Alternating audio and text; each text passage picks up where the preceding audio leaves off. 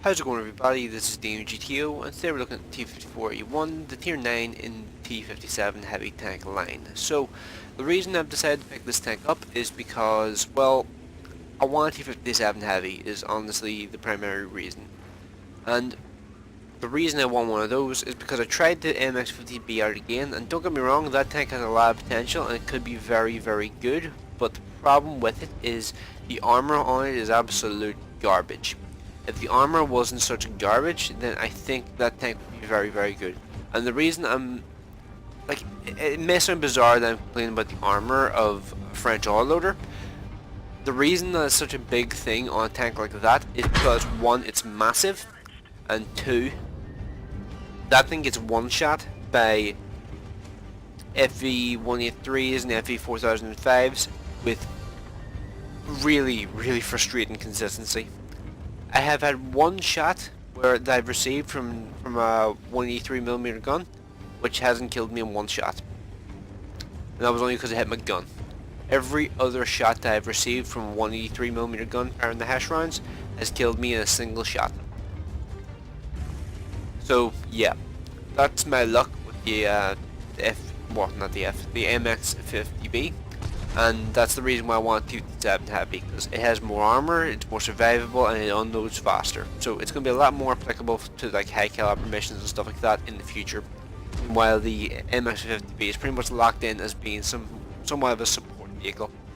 So kind of hanging out here, just waiting to see what I should do. T54-100 is kind of distracted with people to my behind, and whenever I noticed he wasn't paying any attention to me, I just kind of roll around the corner and just start obliterating him with the autoloader. And it takes a while to notice I'm even shooting at him, and then, well, once he notices, he's already dead. Now, one thing I'm going to point out is you're not going to see any normal chat in this game. The reason for that there is because I turned off the chat, because honestly,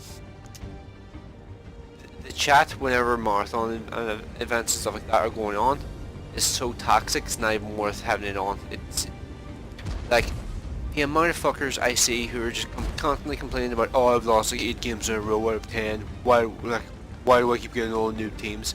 I'm just like, what is the one common factor in all those games? You're in every single one of them. Play the game better.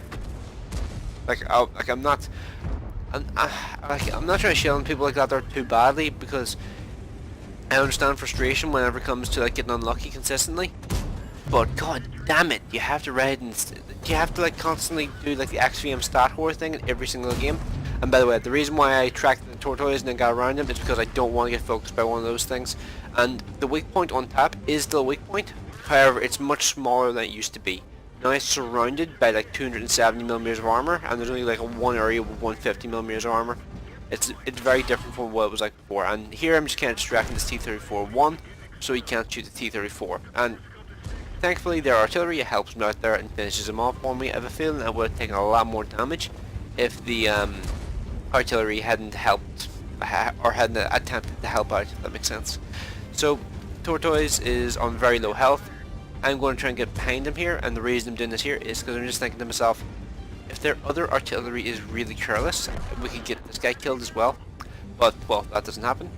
So at this moment in time, you're going to notice that I'm ammo wrecked. I have 728 health, so I could theoretically take a hit from the T10. However, that health amount, or the fact that I'm ammo wrecked is very concerning to me.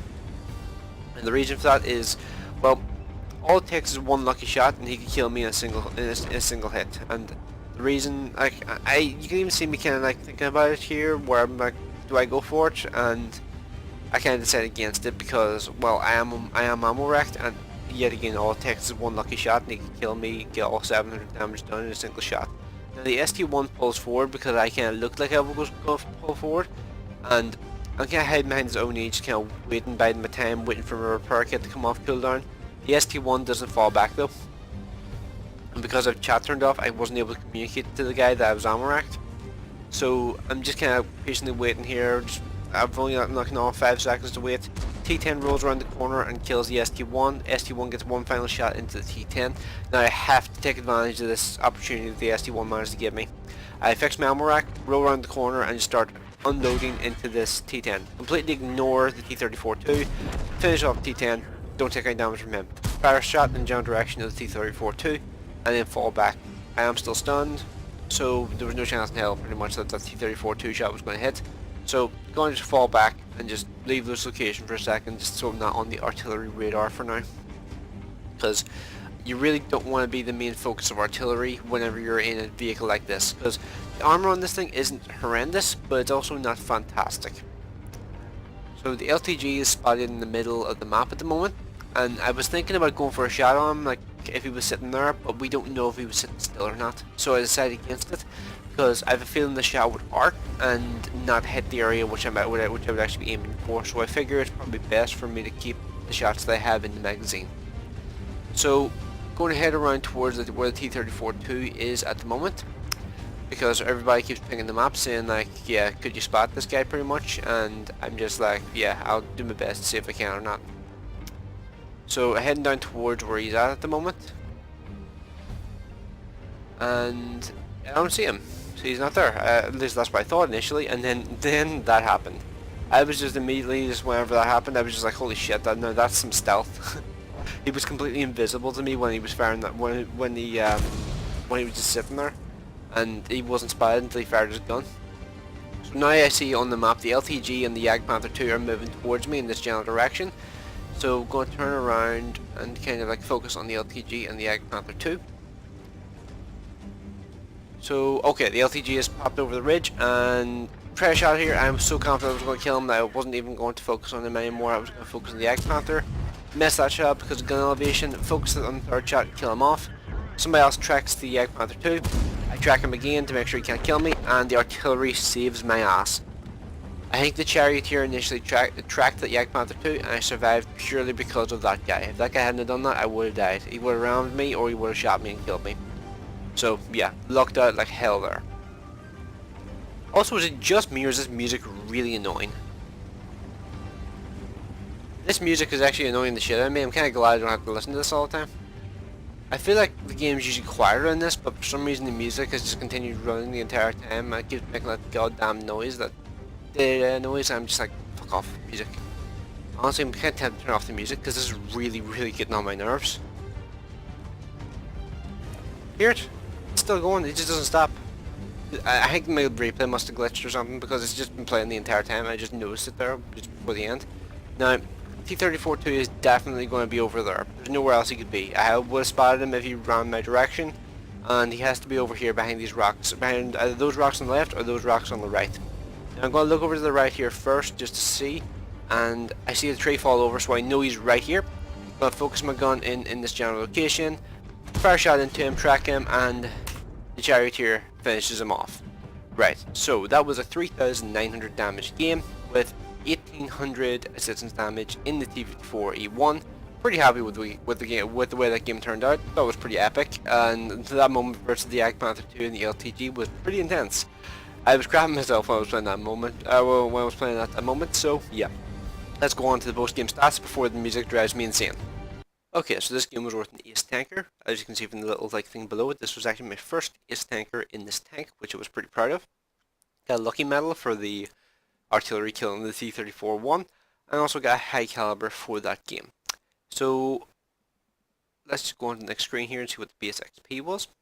So the base XP was 1,260, which was actually a lot lower than I expected. That's actually a pretty low ace tanker for a tier 9 vehicle. 3 kills, as I mentioned, 3,920 damage, and second highest damage on the team was actually the Charioteer. And let's see, T-34 had 1,300, stuff like that. Highest score on the enemy team was the LTG, followed by the T-10, which I managed to kill. Right, so let's go on to, actually, Tortoise managed 1,100 damage as well. I'm actually amazed how long that guy survived for, because I was distracting that T-34-1 for about 30 seconds, and that guy was alive that entire time. Like, the old version of the Tortoise would have been dead within like 20 seconds, easy.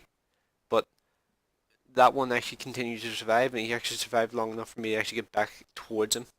So fired 16 shots in that game, 13 penetrations, 13 hits, 11 penetrations.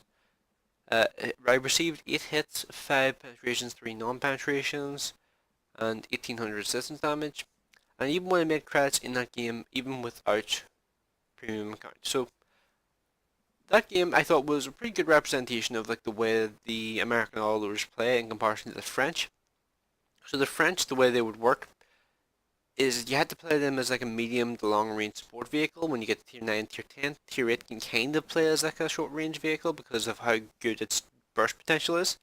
But the other ones you do have to play at a slightly longer range than the tier 8.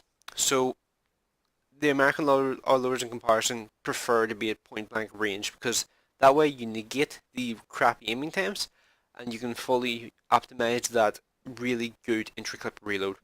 So personally, I'm going for this. I'm going for the T57 Heavy because I've been putting off going for that tank for years at this point.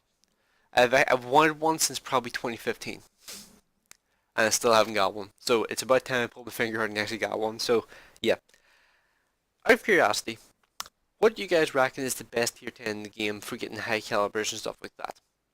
Because initially I was thinking the Badger would be a really good bet, but the Badger is I don't like that tank at all. It's just not a fun vehicle to drive. Jagdpanther, or not Jagdpanther, Jagdpanzer E100, I know for a fact it's not very good at getting them because that gun, even though it says it's really accurate, missed for me all the time. Then when it comes to the, what was the other one? There was another tank that I bought to try and get high calibers in. Oh, what the hell was it? Wasn't French, wasn't Chinese. What was it? God damn it, I really can't think of it now. There was another one though, but there was another tank I bought as well, and it was also shit for getting high calibers. So yeah, like I figured an autoloader would be pretty handy to try and get them.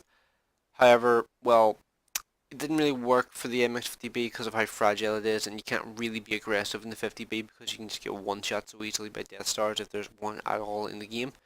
So yeah, let me know what you guys think is the best tier 10 in the game for getting a high amount of damage, and I'd be curious to see what the responses would be for that.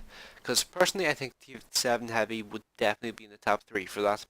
So yeah, thanks for watching, hopefully you enjoyed the video, and I will see you in the next one.